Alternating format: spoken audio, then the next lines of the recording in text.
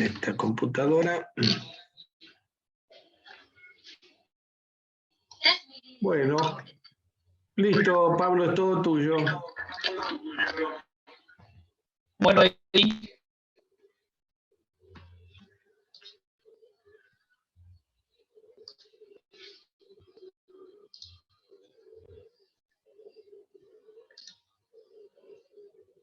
¿se ve la pantalla ahí?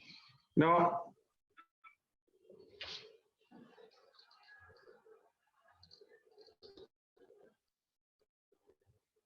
¿No se ve? No.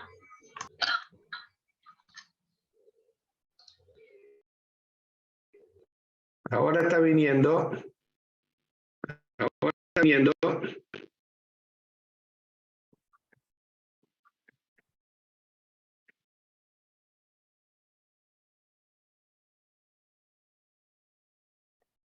Ahora sí, Pablo. Ahora sí, Pablo.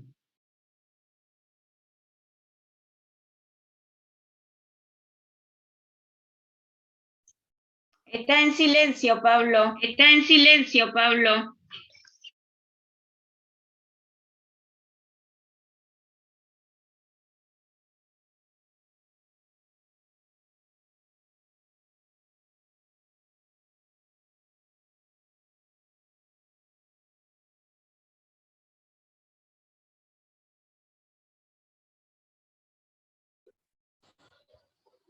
¿Ahora?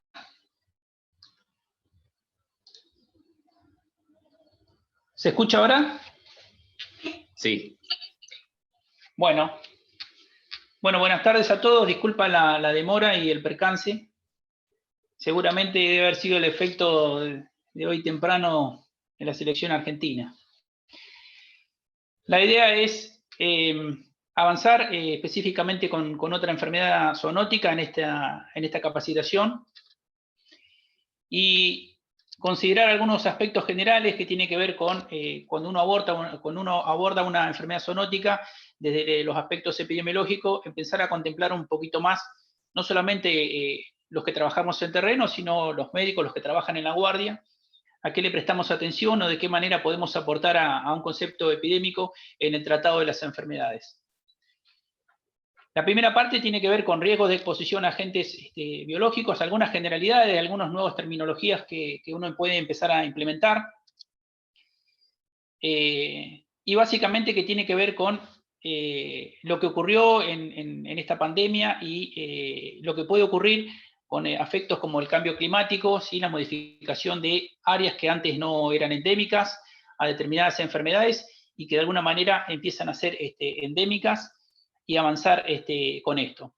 Ahí tienen lo que es la categorización de riesgo de exposición, ¿sí? Como pueden ver ahí, hay algunas que son viejas, ¿sí? La categorización de riesgo para enfermedades zoonóticas, básicamente trabajadores agropecuarios o los que hacían actividades de campo son los más propensos a tener enfermedades de tipo zoonótica, no solamente con el Chagas, que es lo que vamos a ver hoy, sino con otras, como brucelosis, hantavirus, ¿sí? Carbúnculo bacteriano. La semana pasada tuvimos un brote de carbúnculo acá cerca en los pagos de Conesa, y el médico de la guardia, bueno, llamó a ver cómo era el procedimiento epidemiológico respecto a esa zoonosis, qué era lo que tenía que hacer él, qué es lo que hacía el sistema de salud. Entonces, un poco vamos a ir viendo eso. Personal de salud, médicos veterinarios y los nuevos riesgos, que tiene que ver con, básicamente, fíjense que este es un libro que se los recomiendo que lo lean, ¿sí? Se llama El salto del spillover. Está en internet, lo pueden leer y tiene básicamente lo que dice ahí: todo comienza con un cadáver y un misterio por resolver. Es muy apasionante. De qué manera, no solamente médicos, biólogos, veterinarios comienzan el estudio de una enfermedad zoonótica. Ahí tiene varias que están escritas, ¿sí? Mapucho en Bolivia, ¿sí? El Lassa, el HIV, toda la historia del HIV, el 1 y el 2, ¿sí? El virus Hendra, y así sucesivamente, y cómo interviene no solamente las ciencias médicas, sino las ciencias veterinarias, y todo lo que nosotros definimos después como el ecotopo, es decir, todo lo que rodea a un caso de una enfermedad y el contexto epidemiológico. ¿A qué se debe todo esto? Bueno, yo creo que el ejemplo más claro es el HIV. Fíjense que en el caso del HIV, en 1980, con un mundo que tiene una globalización creciente, ¿no es cierto?, en avance, y con algunas cuestiones específicamente de la modificación de los aspectos de la sociedad, ¿no?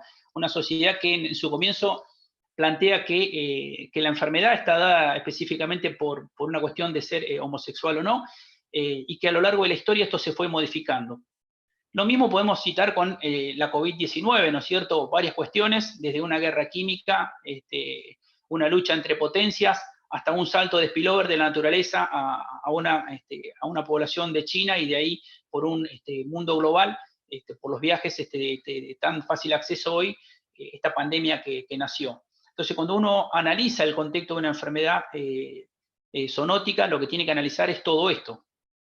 Podemos citar el caso en nuestro país del dengue, ¿no es cierto? Nosotros, Río Negro, una zona que no tenía, o sea, no tiene el vector de la enfermedad del dengue, pero sin embargo, fue descendiendo del paralelo 42 hasta la puerta de nuestra provincia, hasta General Aecha, la presencia del vector. Entonces, esto es lo que tiene que ver cuando uno aplica nuevos conceptos epidemiológicos y estudia todo el fenómeno, no solamente específicamente el caso clínico, sino todo el fenómeno que rodea a una enfermedad. Y ahora van a ver por qué esto lo planteamos y en el contexto de Chagas.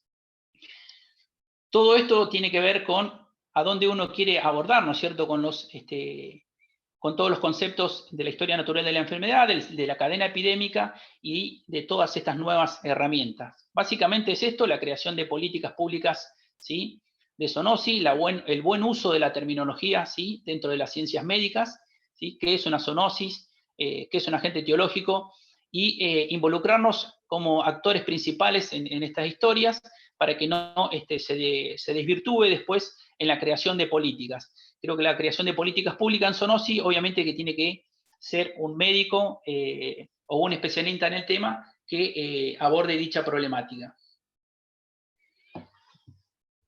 Algunas cuestiones, bueno, cambio climático, lo vamos a ver en Chagas, vamos a ver cómo se comporta la enfermedad en la provincia de Río Negro, qué diferencias tiene con el norte argentino, ¿sí? ¿Qué tiene que ver? O sea, ¿cuáles vectores tenemos en la Argentina? De los 18 vectores aproximadamente que tenemos entre atomíneos, ¿cuáles son los más importantes de la provincia de Río Negro? ¿Y qué importancia tiene el trabajar en la cadena de transmisión de este vector? Hidatidosis seguramente le habló muchísimo del mundo, así que no lo voy a tocar. Esto lo hemos visto. Ahora van a ver que hay nuevos conceptos y que las ciencias biológicas trabajando en conjunto son la única que pueden garantizar, ¿no es cierto?, el concepto de una salud. El trabajo de manera individual no va a lograr nunca un equilibrio en esto, y tiene que ver con que cada uno de los integrantes en el cuarto, de los integrantes de esta triada ecológica tiene que ver con los profesionales de la salud y la intervención de cada uno de ellos, ¿no? Cada uno tiene el concepto de uno de los ciclos, y a partir de ahí se puede empezar a describir. Esto es, y disculpen que se me pasa porque lo tengo puesto para presentar de otra manera y evidentemente me lo pasa solo. Esto es básicamente para la provincia de Río Negro. Fíjense la incorporación, la provincia de Río Negro no teníamos, para citarle algunos ejemplos de cómo uno empieza a analizar enfermedades zoonóticas y de qué manera describe todo el ciclo biológico. En el año 2018-2019, el primer brote con una alta mortandad de carbunclo bacteriano, con una alta mortandad de animales en la localidad próxima de Río Colorado, ¿sí? 2012, 2013 y así sucesivamente, brotes de citacosis. 2008, el primer brote con la muerte de una persona de leptospirosis, y bueno, y a partir del 2018-2019, quirópteros, o sea, murciélagos con prevalencia de rabia. ¿Para qué sirve esto? Básicamente, cuando uno hace estudio epidemiológico, aporta a las guardias, ¿sí?, a las guardias hospitalarias, ¿sí?, de nuevas enfermedades que quizás uno no lo tenía contemplada en los diagnósticos diferenciales. Cuando uno abre una lista de diagnósticos diferenciales, va a ver que es sumamente amplia, y enfermedades que no son endémicas o que no tenemos en cuenta pueden pasar desapercibidas con los tiempos, obviamente, que tarda el diagnóstico de de una enfermedad. Tal es el caso de carbunclo, y como bien manifestaba un médico la semana pasada, un residente con un brote ahora mayor, porque nosotros hemos tenido Río Colorado, después de Río Colorado, en el caso de Anthrax, Valle Medio, y ahora esto aumentó hacia Conesa. Recuerden que provincia de Buenos Aires sí es endémica de Anthrax, la provincia de Río Negro no es endémica de Anthrax, pero bueno, ahora tendremos que empezarla a ver de otra manera. En el caso de leptospira, exactamente lo mismo, un caso que fue diagnosticado en Bahía Blanca, o sea que fue diagnosticado fuera de nuestra provincia por una derivación de un paciente grave que termina falleciendo en provincia de Buenos Aires y cuyo diagnóstico arroja leptospira. Después se hizo el estudio de campo en terreno, se describe la presencia de leptospira canícola interrogans en perros donde él vivía, lo cual cierra el ciclo de la enfermedad, y a partir de ahí se comienza a diagnosticar. Y quirópteros, nosotros todos los años remitimos al Instituto Pasteur y más o menos sostenemos una prevalencia de quirópteros positivos al virus rábico. Si bien no tenemos ni casos, no hay un salto de especie ni en perros ni gatos ni en seres humanos, pero sí es importante que uno sostenga un monitoreo o un sistema de vigilancia epidemiológica respecto a estos. Todo esto para básicamente construir aquellos que el día de mañana se quieran dedicar o tomen lo que es la gestión pública en salud y de alguna manera trabajar en lo que es la generación de políticas y destinar recursos a lo que realmente concierne. Permite que de esta forma uno, con el análisis de factores de riesgo, creo que Edmundo les dio algún práctico, ¿sí?, de riesgo relativo, de odds ratio, en donde uno empieza a identificar. Nosotros hicimos algo en Lepto, si queda tiempo, en algún momento les podré presentar cómo trabajamos con análisis de riesgo de distintos factores de riesgo ambientales respecto a la leptospira y su transmisión al ser humano. Y les digo por qué, porque en realidad nosotros tenemos en la población de Valle Medio prevalencias en perros positivos que rondan desde el 38% de la población hasta el 17%, es decir, son prevalencias bastante altas. Esto uno lo puede decir porque si tenemos prevalencias tan altas en animales, no tenemos o tenemos reportes de casos muy pocos por año, 1 o 2 casos aislados, y no tenemos mayor cantidad de gente enferma. Entonces tiene que ver con específicamente el análisis de factores de riesgo y cómo esa prevalencia, por lo menos hasta ahora, no ha tenido gran impacto en la población humana.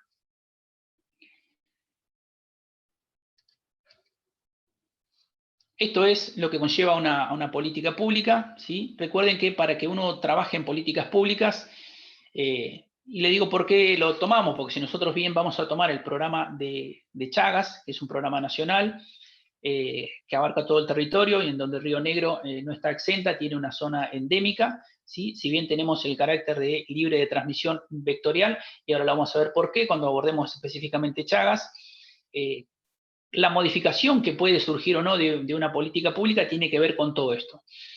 Primero, la agenda de gobierno. Es decir, cuando uno mete una enfermedad dentro de la agenda de gobierno, recuerden que el único derecho, quizás ahora un poco más activo con la pandemia, que la sociedad no reclamaba como tal, nadie salía a decir que nos estamos enfermando de Chagas o de cualquier otra enfermedad, o hidatidosis. Hidatidosis la pone en programa, realmente el sistema de salud fue la que pone en evidencia la casuística en seres humanos, y a partir de ahí el desarrollo de todo el programa, que seguramente se lo manifestó el mundo, pero en realidad no había una manifestación más allá del efecto post-pandémico sobre el sistema de salud. Por lo tanto, los que ingresamos enfermedades zoonóticas o problemáticas de salud a la agenda de gobierno somos los profesionales de las áreas, es decir, médicos veterinarios, biólogos, todos aquellos bioquímicos, todos los que integran el sistema sanitario y que de alguna manera pueden ver la realidad de una enfermedad desde otra perspectiva. Entonces, una de las ideas, que si bien no es la idea de posgrado, pero las de ustedes, es importante que los profesionales intervengan en el abordaje de la zoonosis y en la creación de las políticas de salud, porque somos los que más conocimientos tenemos de cada uno de ellos, ¿no es cierto? Es decir, los que conocemos el agente biológico, ¿sí? Cómo se comporta, cómo es su ecosistema, cuál es su mecanismo de transmisión. Entonces, toda esa parte que integra un programa, no solamente en el control, la prevención, en el diagnóstico y en el tratamiento, el aporte lo podemos hacer nosotros. Por eso es una disciplina o un abordaje interdisciplinario para poder construir una política. Con respecto a la triada, creo que la deben haber visto bastante, ¿sí?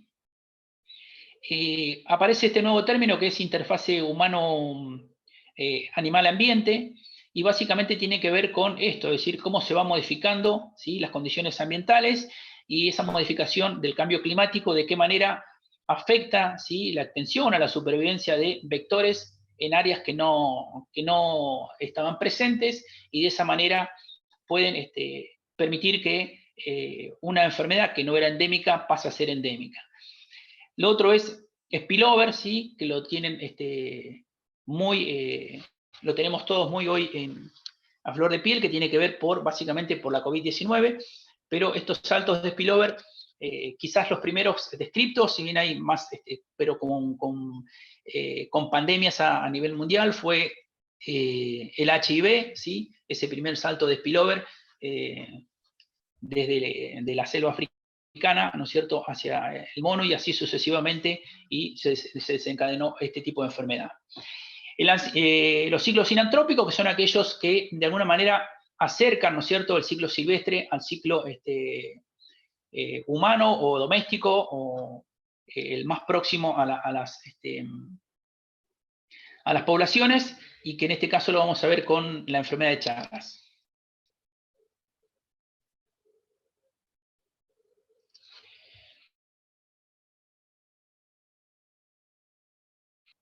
Identificar básicamente lo que son reservorios, muy descrito en la enfermedad de Chagas, y tiene que ver con de qué manera uno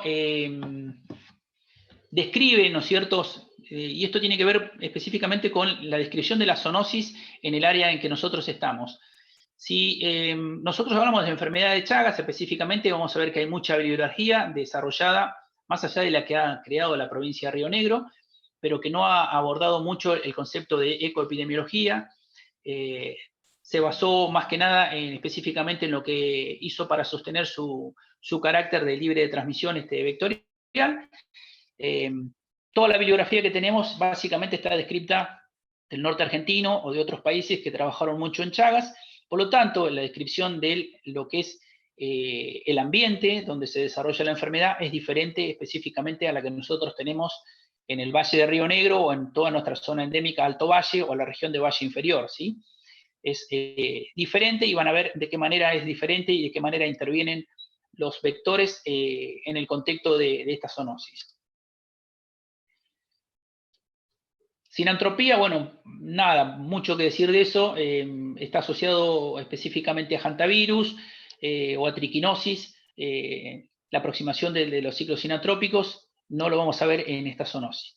Y esto es básicamente cómo se describe. Este es de carbunclo bacteriano, lo puse como ejemplo, para que vean de qué manera interviene todo el ciclo sinantrópico y silvestre de una enfermedad, en este caso de anthrax. Aquí lo que ven es un animal que murió de anthrax, ¿sí? Todo lo que es la fauna autóctona de la provincia de Río Negro, los zorros, ¿sí?, los chimangos, el chancho jabalí, los jotes, los cuervos, ¿sí?, y de qué manera estos pueden distribuir esporas en el territorio. Por eso es que va avanzando de alguna forma esta zoonosis, ¿no es cierto? Fíjense, este es específicamente un cadáver en descomposición en el campo. Cuando uno realmente chequea todo esto, van a ver que cada uno de ellos tiene una importancia, ¿sí? Fíjense, en un cuervo aproximadamente tiene la capacidad de disipar esporas hasta 300 kilómetros, ¿sí? Por lo tanto, si uno dice cómo avanzó, no solamente siendo que tenemos una barrera zoofitosanitaria que no permite el ingreso de animales si no tiene un plan sanitario adecuado de la provincia de Buenos Aires, La Pampa, hacia Río Negro, cómo esta zoonosis fue avanzando, específicamente tiene que ver con esto, ¿sí? Existen otros, ¿sí?, transportadores del agente etiológico, que pueden ser no solamente los jotes, con una distancia de cobertura hasta de 300 kilómetros, los zorros, ¿sí? Y así sucesivamente. Entonces, cuando uno desarrolla la ecoepidemiología de una enfermedad, lo que tiene en cuenta es específicamente eso. No vamos a hablar mucho de Anthrax, pero más o menos para que lo tengan en cuenta, cuál era el concepto de ecoepidemiología y de qué manera uno interviene en el tratado de esa enfermedad. Esto ya es política pública de salud, no lo voy a abordar mucho. Si a alguno le interesa el tema, lo veremos en detenimiento para pasar a otra diapositiva. ¿Alguna pregunta al respecto de esto?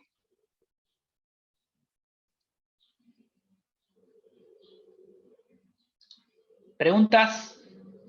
¿Dudas? ¿Se escuchó? No. ¿Se entendió? Sí. Bien.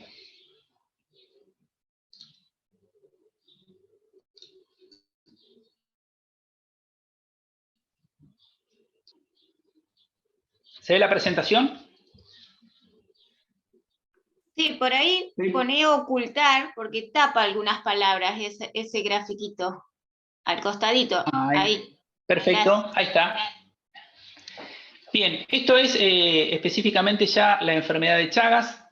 Las fotos son autóctonas, son de acá de la región del Valle Medio, incluso los huevos también.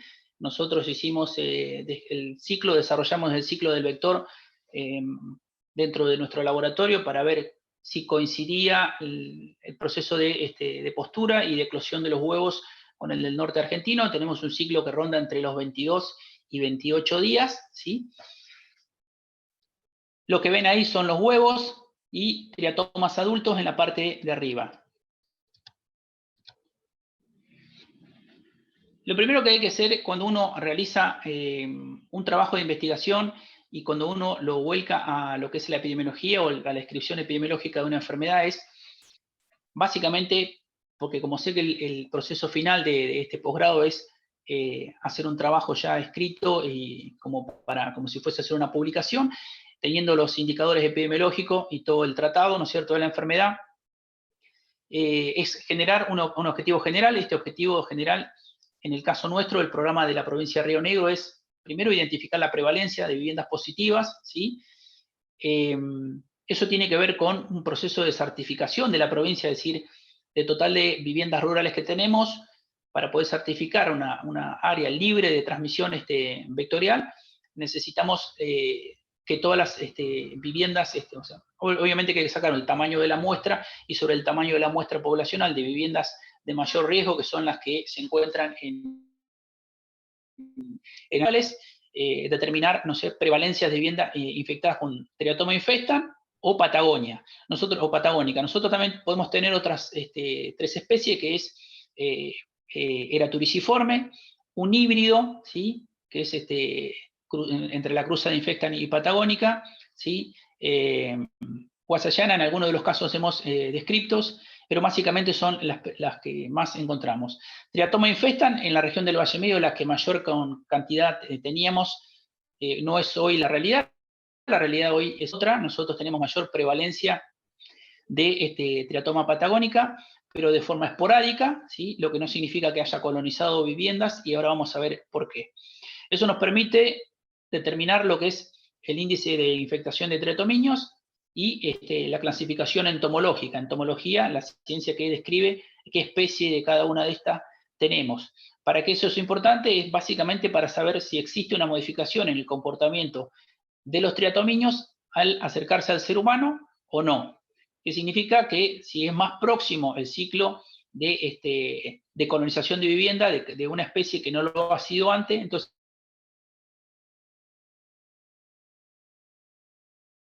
eso también se contempla en cripto, y lo que hemos observado y que van a encontrar en la bibliografía, la más común que infecta y coloniza viviendas es Triatoma infestan, patagónica solamente de forma esporádica, pero esto se hace con avistaje en terreno. Objetivo de la investigación, evaluar la situación epidemiológica del vector mediante estudios de infección domiciliaria y peridomiciliaria de triatomiños. Esto es lo que buscamos, es no solamente dentro de la vivienda, sino fuera de la vivienda, lo que son las condiciones específicas de ecotopos, ¿sí? De ambientes que genera realmente, en realidad, el comportamiento humano, ¿sí? Como el tener animales próximos a la vivienda, no solamente aves de corral, gallinas, sino otros que pueden ser los perros, bovinos, ovinos, si bien es mucho más difícil que se alimente de animales de ovinos y bovinos, sí de perros, y ahora después hacemos un apartado respecto a cómo se comporta la enfermedad en caninos y cuál es la importancia que tienen los mismos en nuestra región. Después hay otros animales de tipo silvestre que también son importantes, específicamente quizás la de mayor prevalencia en el norte de Argentina, la zarigüeya, que nosotros acá la tenemos identificada como comadreja. Y lo otro fue verificar la resistencia de insecticidas. Para esto lo hicimos en un trabajo de investigación de los triatominios que nosotros capturamos vivos. Lo que hacemos es crear colonias, multiplicarlos y determinar resistencia a insecticidas en otras provincias con una alta resistencia. Nosotros en la provincia de Río Negro, por suerte, hasta ahora no tenemos resistencia a deltametrina, los insecticidas específicos que se utilizan para el programa de control de vectores. Este trabajo se hizo, de 2018 al 2021, se tomó la localidad de Cholechuel, Darwin, Coronel Belice, Chimpay, Chelforó. Es decir, uno selecciona un área de trabajo y selecciona la cantidad de viviendas que se va a evaluar.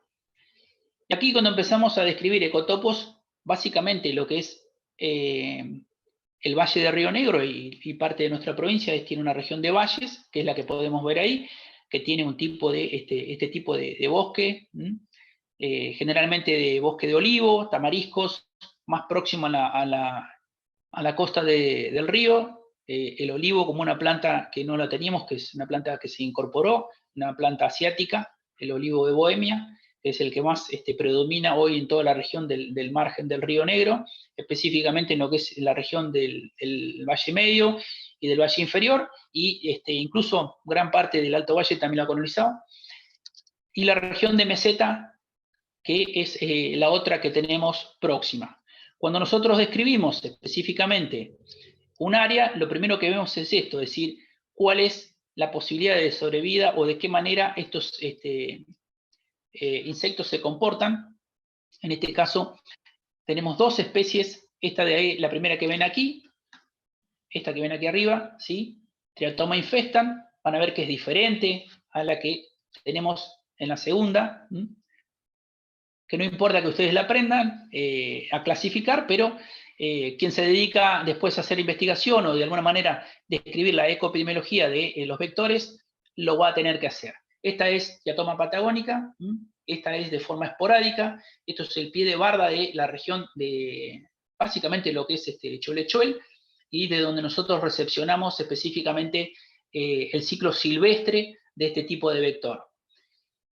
¿Por qué les digo que lo recepcionamos? Básicamente es por los vientos predominantes, porque son insectos que tienen poca autonomía de vuelo, si no vuelan mucho, aproximadamente 1.000-1.500 metros, esa es la autonomía que tienen, y bueno, con viento obviamente que pueden llegar a las localidades. Aquí la descripción de lo que es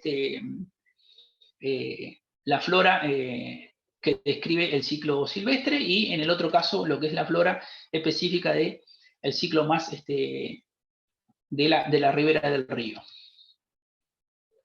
Como les dije, lo primero, determinamos un área de trabajo, identificamos las localidades, activamos un sistema de vigilancia, ¿sí? Y busca de triatominios. El método se denomina horas hombres, que es específicamente la evaluación de una vivienda por una persona durante una hora, buscando cada uno de los ecotopos donde se puede colonizar o donde pueden habitar estos insectos. Básicamente siempre están próximos a fuentes de alimentación. La captura de triatominios, la georreferenciación y la clasificación entomológica, incluso hasta la observación a microscopio de su contenido estomacal para determinar la presencia de parásitos o no. Identificación, la identificación en algunos casos hemos llevado directamente el microscopio a terreno, pero como es más fácil el que tiene la luz y tiene mayor resolución, preferimos hacer la captura y después procesar en laboratorio. Selección de un área de cobertura, ¿sí? Por georreferenciación de las localidades, el área donde uno va a trabajar. Estas son nuestras zonas endémicas, ¿sí? Que existe presencia de vectores y que si bien es una zona endémica, es decir, tiene la presencia de vectores, tiene la presencia de pacientes positivos a la enfermedad, es decir, que son positivos a Chagas, crónicos, pero no existe transmisión vectorial. Esto es la provincia de Río Negro, así está distribuido la presencia de vectores, queda exenta una pequeña parte, ¿sí? Sin vectores, la región de Jacobasi y de Bariloche.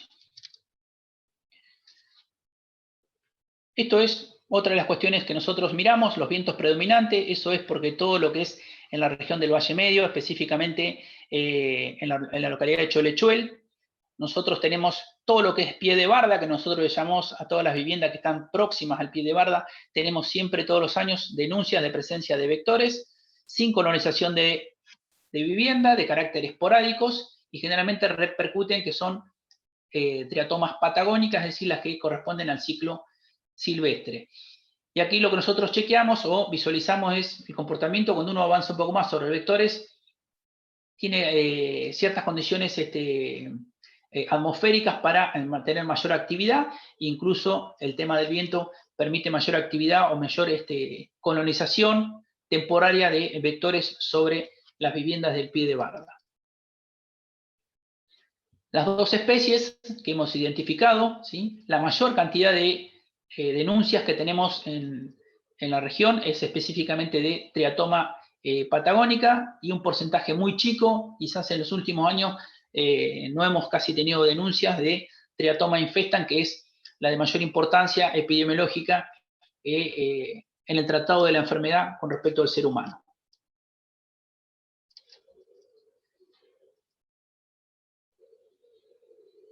Esto ya es para la localidad de Río Colorado, ¿sí? Que también forma parte de nuestra área. También tenemos presencia de triatoma patagónica. Y esto es ya el cruce de datos, ¿sí? No tiene que ver ya con específicamente lo que son vectores, sino ya el procesamiento es la prevalencia en niños de edad escolar. Nosotros también hacemos, si bien en los años de pandemia se cortó más o menos lo que eran los catastros escolares, pero en Valle Medio se procesaban hasta incluso 4.000 muestras por año para determinar prevalencia en niños, ¿sí? En edad escolar. Este es el catastro del año 2019. Todas las escuelas que se evalúan, generalmente se toman escuelas específicamente de sectores rurales, las que forman parte de los sectores de chacra, como de mayor prevalencia o las que tienen la posibilidad de mayor riesgo de exposición.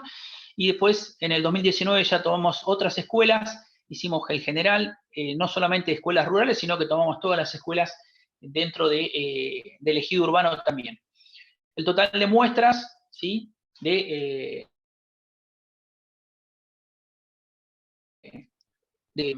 niños procesados, algunos nos dieron, fíjense, que nosotros aquí tenemos reactivos en algunos casos, y después no va, cuando uno lo confirma, sí, se hace high y ELISA, dos pruebas positivas para que sea confirmativo. Si da una de las dos, se manda a hacer una tercera y se descarta. El total de alumnos, el total de adultos que se realizaron, ¿sí? Reactivos 44, aquí fue donde se manda a hacer la contraverificación y se descarta, y quedan diagnosticado 1 con tratamiento 4.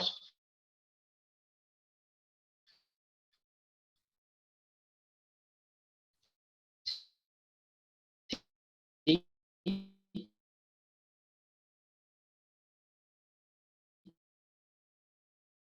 ¿No es cierto? Vamos a ver algo de casuística autóctona, no de esta fecha, pero de qué manera los de Chagas que tenemos en la región no son casos autóctonos, sino que son casos de madres chagásicas crónicas, generalmente migrantes del norte argentino o de algún país limítrofe, donde las prevalencias son muy altas. Tenemos de todas formas un padrón de chagásicos que ronda entre 800 y 900 personas, ¿sí? Chagas crónicos, estamos hablando de adultos mayores, a los cuales obviamente no se hizo tratamiento. Sí, el tratamiento como está estipulado por ley, obligatorio a todos los niños, y en algunos casos nosotros hemos hecho algún tratamiento en adultos. Obviamente que ahí interviene la parte médica específicamente.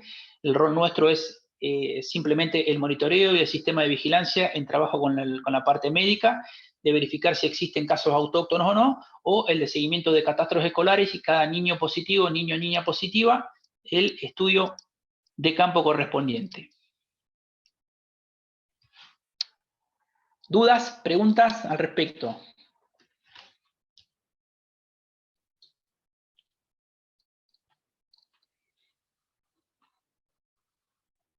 Si no hay dudas, que significa que saben todo. Pablo, ¿Sí? ahí te había preguntado Escucho. desde cuándo Río Negro no tiene transmisión por Chagas, solo transmisión vertical. Sí, nosotros no tenemos transmisión específicamente 2011-2012, recertifica la provincia de Río Negro como libre de transmisión vectorial. Próximo, creo que el año que viene nos toca otra vez recertificar, y por lo tanto tenemos que volver a hacer todo el análisis en terreno, más allá del sistema de vigilancia que uno lleva activo durante todos los años, ¿no? Ok, gracias. ¿Había alguna otra pregunta?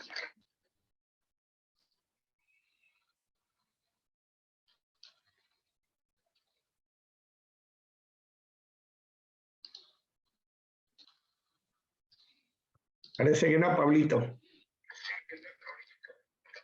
¿Cómo? Parece que no. Bien.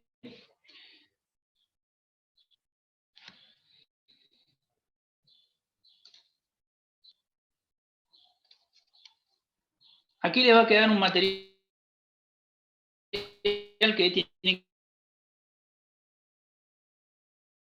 que ver con la historia de la enfermedad. Que quería mostrarles esto, ¿sí? Esta es la situación de nuestro país, ¿sí? Cuáles son las zonas de sin riesgos, las de bajo riesgo, como es la provincia de Río Negro en este caso, y las provincias del norte, que son las que centro y norte, que son las de mayor riesgo.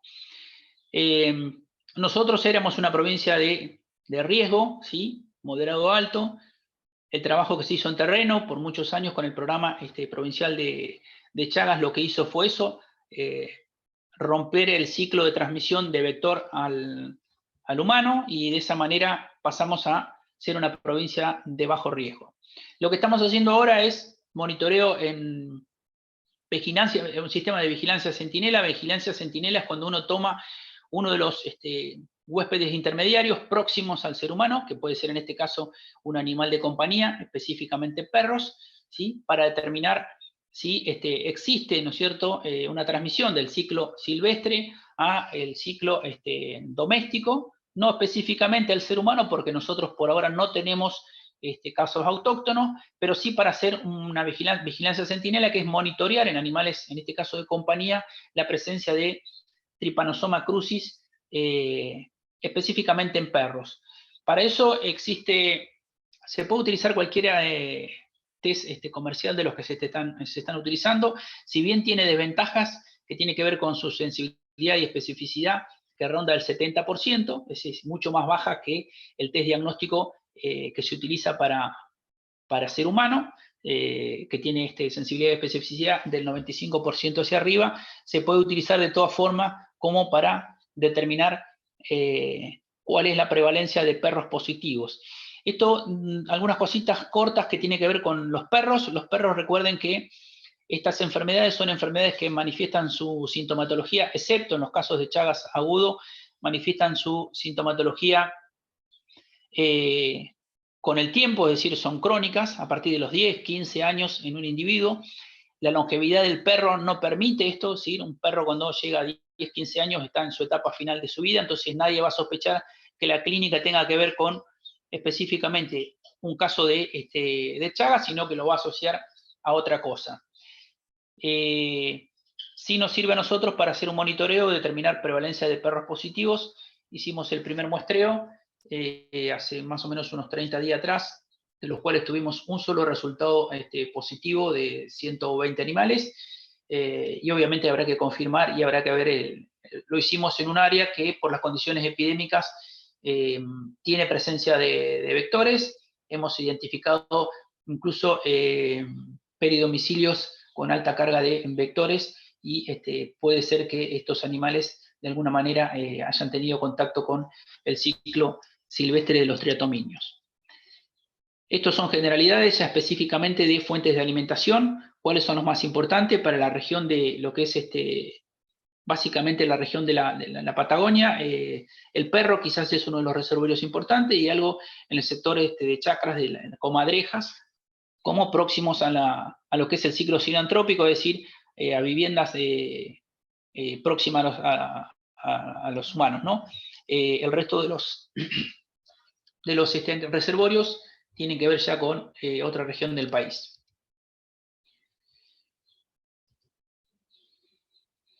Clasificación entomológica, no me pidió el mundo que lo diera, así que no vamos a trabajar sobre ello. Platensis es otra de las que tenemos presentes en la región del Valle Medio o de la Patagonia. Son 5 especies de las que tenemos presentes, de aproximadamente 18 que tiene el país. Algo que tiene que ver con lo que es entomología, que para aquel que se vaya a dedicar después lo va a aprender. Esto es interesante, ¿sí? Estos son los estadios de huevo adulto, ¿sí? 5 estadios. Recordemos que desde el estadio 1 hasta que es adulto se puede alimentar, y también puede transmitir la enfermedad. No existe transmisión vertical, es decir, de mamá vinchuca, ¿sí?, infectada a sus huevos, no hay posibilidad de que uno tenga todos los huevos después infectados, como si fuese en el ser humano. En el ser humano sí existe la transmisión vertical, es decir, de mamá gestante puede transmitir en un porcentaje a su descendiente. En el caso de las vinchucas, por suerte no. Todos los estadios tienen la posibilidad sí de infectarse de Tre cruzi, y a partir de ahí, de alguna manera, transmitir a otra especie de la cual se alimenta. Y un dato interesante es cuando uno estudia, por ejemplo, les cuento 2 casos. 2008, en la localidad de Beltrán, encontramos una larva de estadio 4, ¿sí?, positiva, ¿sí?, a la visualización a microscopio a T. cruzi. Por lo tanto, acá queda solamente cuando uno hace todo el desencadenamiento epidemiológico, el estudio epidemiológico de ese caso, no pertenece al ciclo silvestre porque no tiene probabilidades de vuelo. Recuerden que las larvas, ¿sí?, hasta el 5º estadio no tienen alas, no pueden volar, entonces su hábitat o su lugar donde se pueden desplazarse es muy pequeño, muy limitado, y específicamente está acotado a la vivienda en donde se encuentran. Por lo tanto, aquí lo que hubo es al revés, es decir, una persona en faz de parasistemia de la cual se alimentó esta larva, y esta larva resultó ser positiva. En esa familia la integraban 5 personas. Nosotros lo que hicimos fue hacer todo el trabajo de terreno, se la citó al laboratorio, hacer el análisis correspondiente de cada uno de ellos, y se describió que uno de ellos era positivo a la enfermedad. Es decir, aquí se cierra el ciclo, es decir, el salto es desde el ser humano hacia el vector. Por eso es importante que uno siga o monitoree la enfermedad de cerca, más con el padrón de chagásicos que nosotros tenemos, ¿sí? La presencia de vectores lleva a ser un riesgo específicamente. Aquí entonces, como les dije, no hubo un salto desde el ciclo silvestre, sino fue a viceversa, desde el ser humano hacia los vectores. Y ese vector obviamente tiene capacidad de transmitir a cualquiera otro de los integrantes de la familia. Esto es algo que tiene que ver cuando uno hace evaluación de viviendas, la famosa evaluación horas hombres. Algunos requisitos fundamentales que les puedo decir es, primero, directamente la observación de los vectores de la colonia, o lo que puede buscar básicamente son rastros de materia fecal en los gallineros, ¿sí? Una vez que se alimentan de sangre a su represión, cuando suben para esconderse nuevamente en las grietas de la pared, manchan, ¿no es cierto?, y deja una manchita característica que es específica de los triatominios. Y lo otro, lo que son, nosotros definimos como exuvias, ¿sí?, esas mudas que van haciendo, ¿sí?, o restos de triatominios muertos, que uno puede también encontrar en lo que es evaluación de viviendas.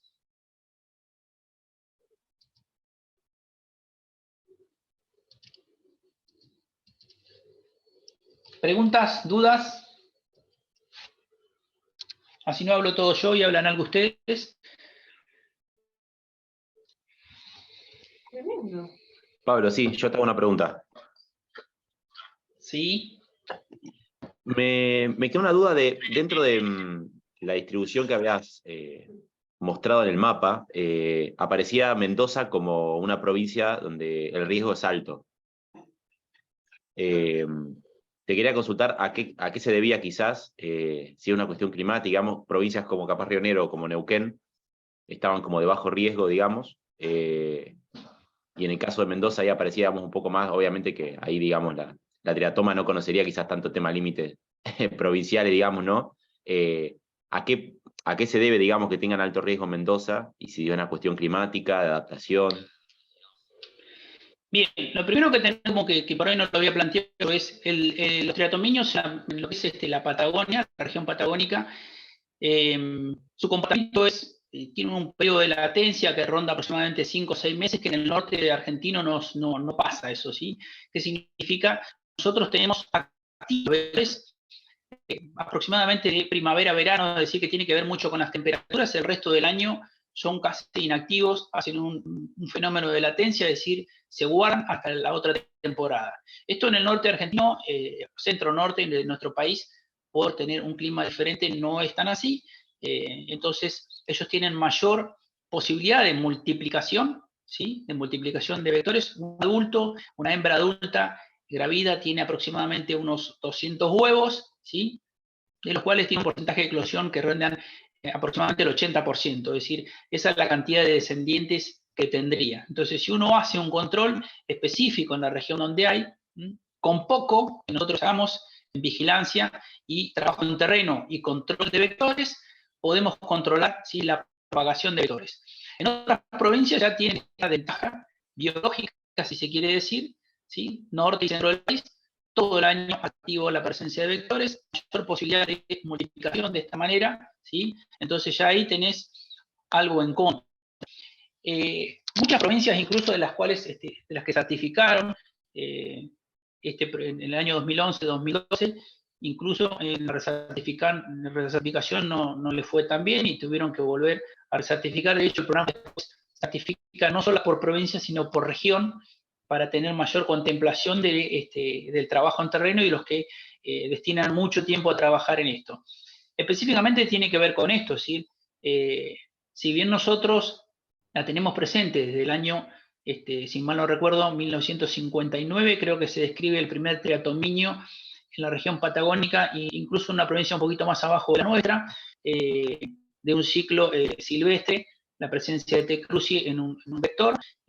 Más o menos a lo largo de los años hemos sabido controlar específicamente el ciclo del vector. Lo otro es las viviendas, ¿sí? Las viviendas, que tiene que ver con cuán precaria es una vivienda o cuánto se pueden modificar los hábitos o el comportamiento de las poblaciones. Alejarlos de próximos a la vivienda por una cuestión de alimentarlos muy fácilmente. El gallinero se ponía próximo a una vivienda porque por cultura o por herencia cultural lo que se hacía es todos los sobrantes que quedaban de la comida se le daba a las gallinas, pero algo sencillo. El trabajo en terreno, el trabajo que tiene que ver con la educación comunitaria, lo que ha permitido es eso, alejarlos, mucha publicación a través de radio y demás, alejar estos de los próximos a las viviendas y de alguna manera, de esta manera cortar el ciclo de proximidad de los vectores a las familias. Es decir, se ha trabajado bastante con eso, si bien nosotros en Mendoza nos hemos ido, sí fuimos a Córdoba, al Centro Nacional de Chagas, a ver de qué manera uno puede interiorizarse más respecto al tema, o volcar por ahí los conceptos que nosotros tenemos de otra provincia, pero creo que tiene que ver mucho con esto, ¿sí? Con el hábito de las personas, con el comportamiento de los ciclos biológicos bastante diferentes, y con tener un ciclo nosotros un poco más estacional que el resto del país. No sé si te respondí, Mateo. Sí, sí, Pablo, perfecto, tal cual. Bueno, después creo que hay algunas cuestiones que la deben saber. Las aves, recuerden que solamente son fuente de alimentación, sirven solamente para alimentar a las vinchucas y no tienen la posibilidad de adquirir la enfermedad. Son refractarias por la temperatura de su sangre y por algunas cuestiones que tienen que ver con el sistema de complemento inmunológicas. Es un dato a tener en cuenta, ¿sí? Las aves no son reservorios de parásitos, pero sí son importantes, con un rol importante en la epidemiología de los vectores, de ser una fuente de alimentación.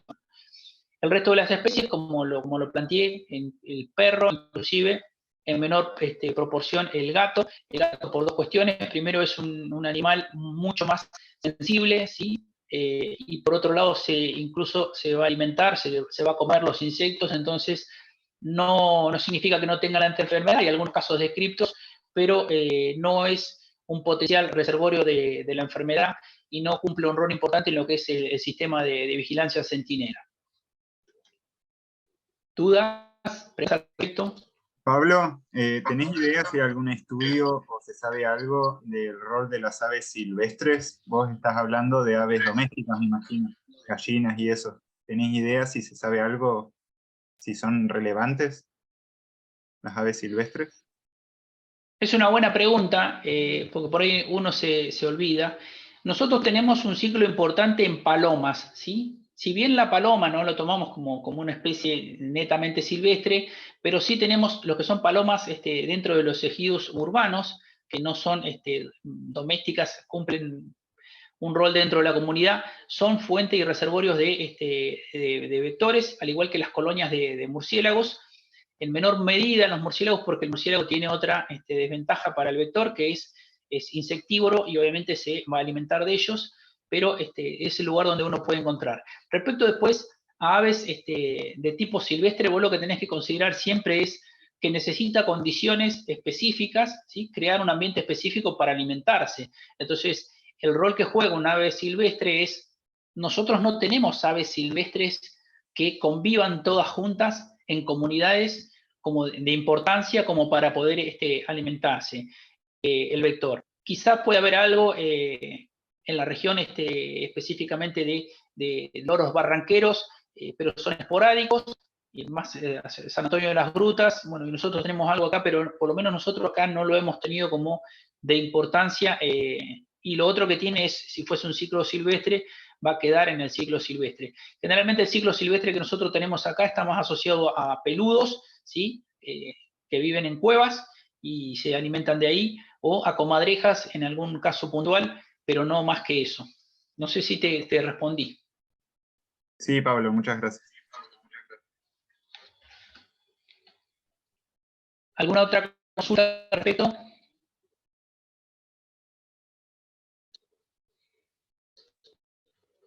Voy a tratar de casos autóctonos, si puedo. Eddie, ¿dudas? Sí, todo bien.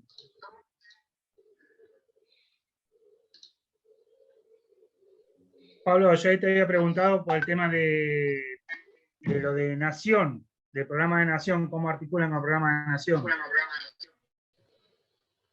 ¿Cómo articulamos nosotros con el programa de Nación? ¿Esa es la pregunta? Sí, Pablo. Sí, Pablo. Pues, mencionaste el programa provincial, pero también está lo de Nación. Nosotros estamos en contacto con todos los programas, sí. El programa provincial es toda política. Este es primero, el programa de Chagas es un programa nacional. Por ser un programa nacional, es una política pública aplicable en todo el terreno de la Argentina, y existe el riesgo de adquirir la enfermedad. Entonces, la provincia de Río Negro adhiere a ese programa nacional.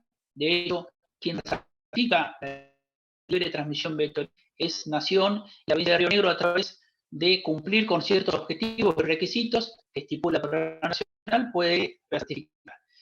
A su vez, la provincia de Río Negro tiene un programa, ¿sí?, provincial de monitoreo, vigilancia epidemiológica, ¿sí?, de catastros escolares, monitoreo prevalencia en niños, niñas, ¿sí?, y el control de embarazadas, que es por ley nacional. El nexo entre nosotros es todos los años, a través de nuestra área de zoonosis de la provincia, se pasa un sistema de la realidad que nosotros tenemos en terreno, y a su vez, cada vez que debemos recertificar la provincia, lo cual trae algunos beneficios para nuestra provincia, de tipo económico, donde uno puede destinar dinero específicamente, que son los dineros que se vuelven a los programas de tratados de enfermedades. Lo que tiene que ver es con eso, es decir, vos vas a tener una remuneración a través del programa nacional que tendrá que ver con el trabajo que vos haces en terreno, respectivamente. El nexo es continuo, es permanente. Si bien en algunos casos hemos participado todos por área, el año pasado nos tocó a nosotros como región del Valle Medio trabajar y plantear lo que nosotros habíamos hecho respecto a la enfermedad con el programa nacional, pero si no, tenemos el nexo que es directo, que es a través del área de zoonosis de la provincia, que es directo y continuo, ¿no?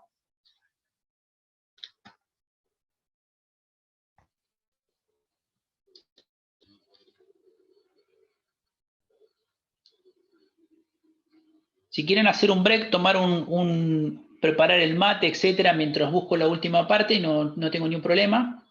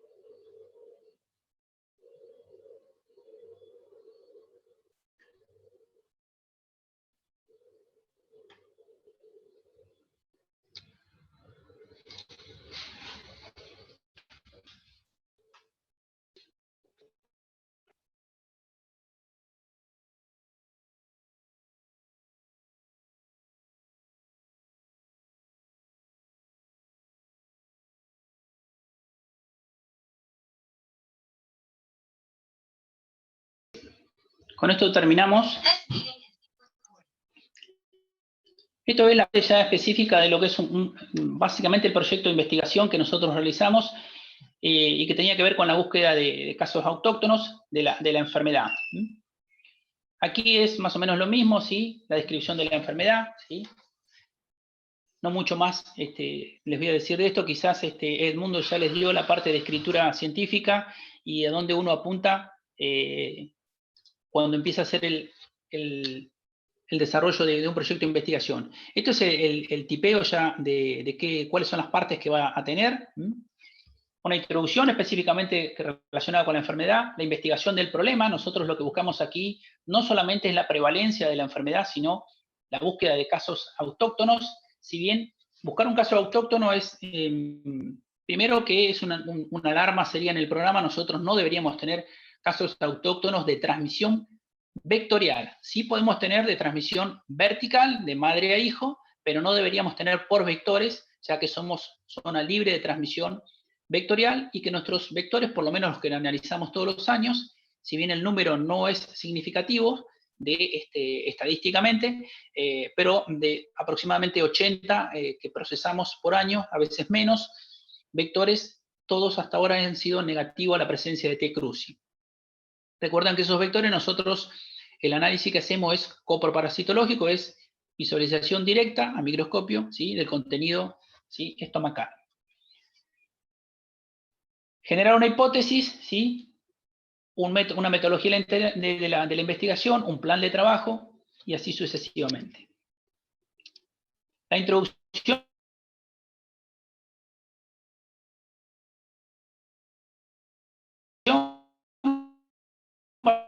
algo de descripción de lo que nosotros queremos evaluar en los ecotopos.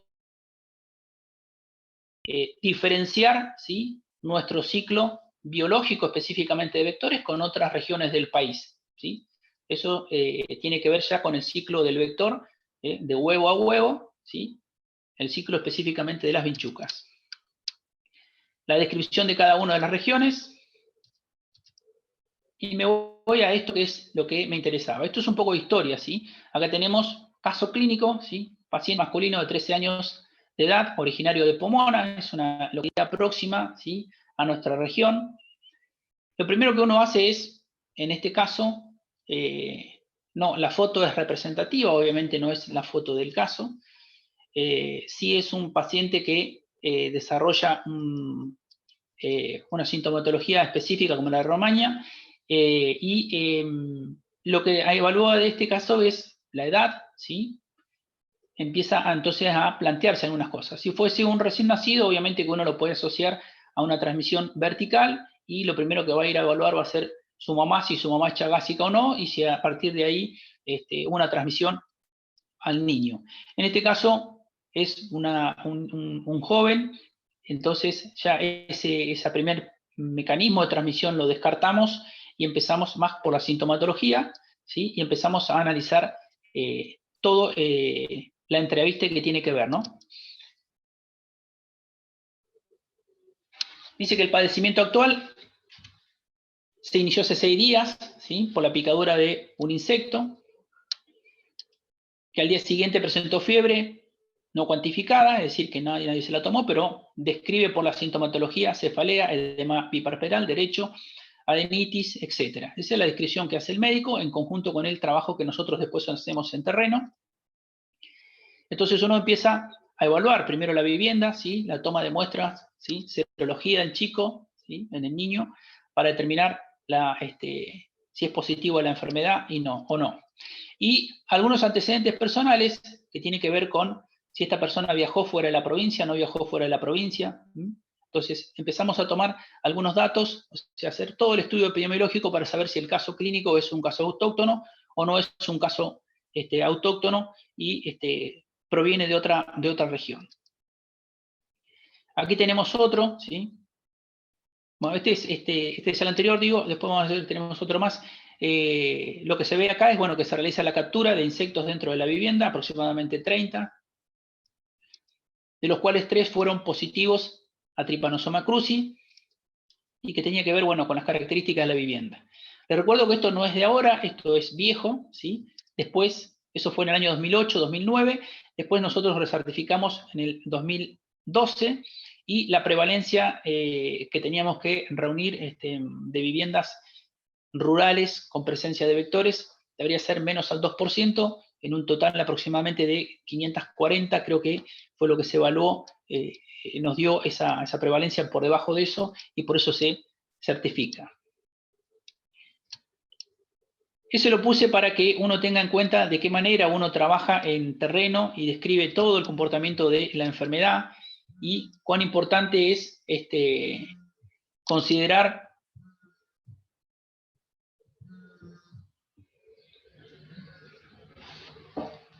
la cadena epidemiológica y descripción de toda la enfermedad. Después van a ver ya estos más específicos, de todo lo que esta la parte no la hablé yo, la habló el médico, tiene que ver con todo lo que se diagnosticó en este caso clínico y lo que se pudo visualizar. Esto es los objetivos de la investigación. Básicamente en ese caso era eso, determinar si existía casos autóctonos o no. La identificación de factores de riesgos, eso nos permitió de alguna manera empezar a descartar, ¿sí?, factores de riesgo que figuran en todos los marcos teóricos y adaptarlos a la realidad de nuestra región, de nuestra zona.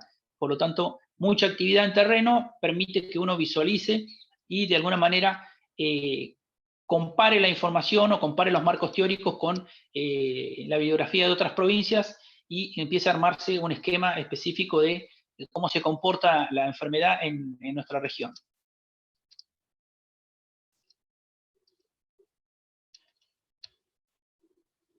Bueno, de variables y demás, eso quedará si hacemos algún trabajo. Seguramente el mundo planteará que se haga algún trabajo respecto a esto.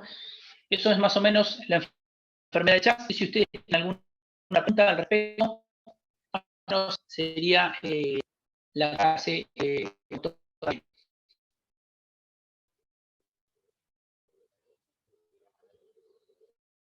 Me parece. Pablo, yo tengo una pregunta, es un poco general, pero a ver si estaba bien lo que habíamos hecho en su momento. Frente a la aparición de un triatoma en un campo, ¿qué hay que hacer? Notificar por ejemplo, en un campo alejado, en un pueblo alejado, ¿qué se debería hacer?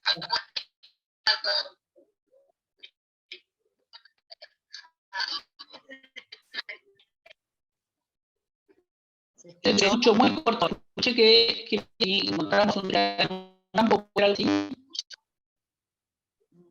¿Se escucha? ¿Alguien que haya escuchado y me la pueda pasar la pregunta? Pablo, ¿me escuchás, Pablo? Sí. Lo que preguntó es qué hacer si se encuentra un triatomiño en un campo alejado.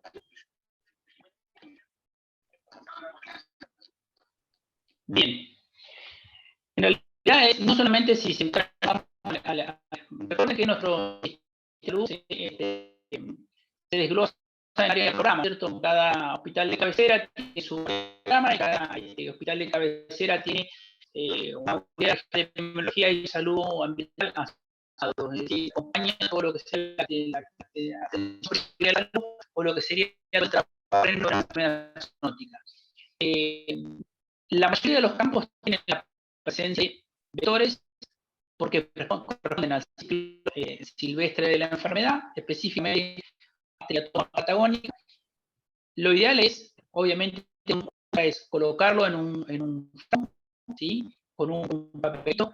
No se trata siempre que uno que le haga en la pepita al frasco, porque muchas vectores pueden ser que sean en estado gravído, y cuando las coloca en un frasco van a van a hacer los y si tardan en esa muestra, generalmente las ninfas se sacan por los agujeros que nosotros le hacemos, así que eso no es necesario que se haga, sin mandarlo a una unidad de epidemiología y salud ambiental para la clasificación entomológica, es decir, determinar cuál de especie es temocente y a su vez en uno de los casos, si se viva, si no se murió, hacer el diagnóstico de parasitológico para determinar si tiene presencia de parásito o no. Es decir, eso nos va a permitir de alguna manera ir chequeando o viendo cómo están nuestros vectores en el ciclo silvestre. No sé si respondí la pregunta. Sí, algo pude escuchar, no sé si se les entrecorta a todos o es a mí nomás. No, se entrecorta, sí. Hay alguna cosa de Pablo, pero básicamente lo que Pablo dijo, no sé si espero que me escuchen bien, es que debe ser capturado, puesto en un frasco y llevado a la oficina de salud ambiental más cercana para análisis entomológico, clasificar la especie y eventualmente hacerle parasitológico para ver si está infectado. ¿Es correcto, Pablo?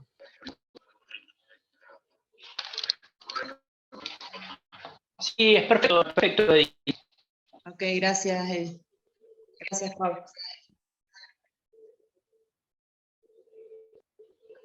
¿Alguna otra duda, pregunta?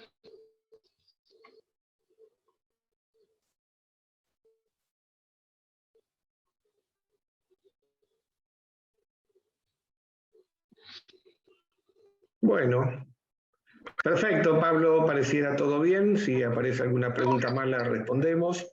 o siempre pueden preguntar a través del foro. Hubo un par de preguntas de hidatidosis que estuve contestando, que perdón por el atraso, y de algún otro tema más, que lo respondí en el foro todo. También les envié un aviso que el jueves que viene tenemos casos y controles, vamos a hacer epidemiología aplicada, diseño de casos y controles, y a la siguiente semana vamos a incorporar una charla, si todo va bien. Estamos ahí negociando con redes de salud para que les den una charla, sobre todo que va a ser de mucho interés médico, vinculada a el manejo de la plataforma CIGEP, que está en los centros de salud, que es una plataforma que recoge información de enfermedades crónicas no transmisibles y del programa SUMAR, y que permite su exportación a Excel y hacer análisis epidemiológico.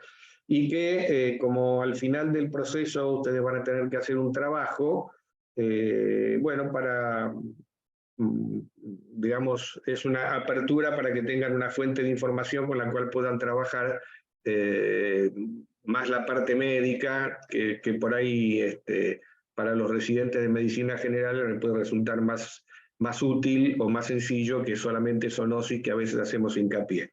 De todas formas, en casos y controles vamos a hablar un poco de sífilis como ejemplo, como para romper un poco lo que hicimos hasta acá de muchos ejemplos zoonóticos, digamos así, que si bien son enfermedades, tienen nuestro sesgo.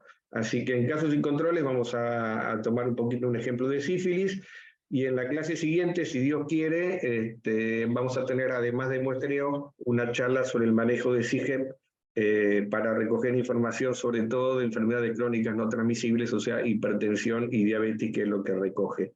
Y que en teoría en todos los centros de salud se debería estar cargando. No sé si hay algún comentario más. ¿Pregunta?